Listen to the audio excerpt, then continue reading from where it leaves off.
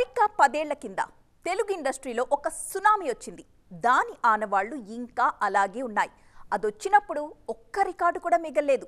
సగం సినిమా విడుదలకు ముందే లీక్ అయిపోయినా ఆఫ్టర్ రిలీజ్ అది చేసిన రచ్చకి బాక్స్ ఆఫీస్ షేక్ అయిపోయింది. అలాంటోడు అదే డేట్కి వస్తున్నాడు మళ్ళీ. మరి ఎవరా సునామీ?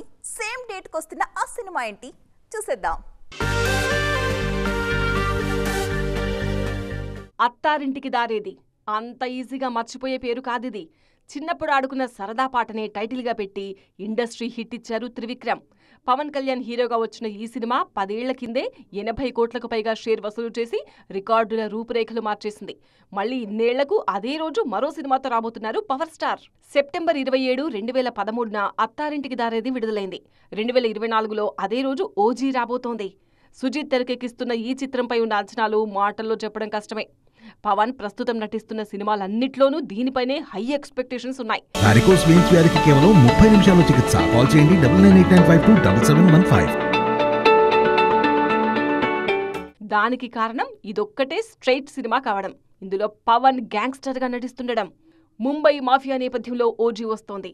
డివివి దానయ్య ఈ సినిమాను నిర్మిస్తున్నారు. 2 భాగాలుగా ఓజీ రాబోతోంది. ఇందులో మొదటి భాగం సెప్టెంబర్ 27న విడుదల కానుంది. చాలా ఏళ్ల తర్వాత పవన్ గ్యాంగ్స్టర్ గా నటిస్తున్నారు. దానికి తోడు టీజర్ తోనే హైప్ ఆకాశమంత ఎత్తుకు చేర్చేశారు దర్శకుడు సుజిత్. ఓజీ షూటింగ్ ఇప్పటికే 70% పూర్తయిపోయింది. ప్రస్తుతం ఏపీ ఎన్నికలపై ఫోకస్ చేశారు పవన్ కళ్యాణ్.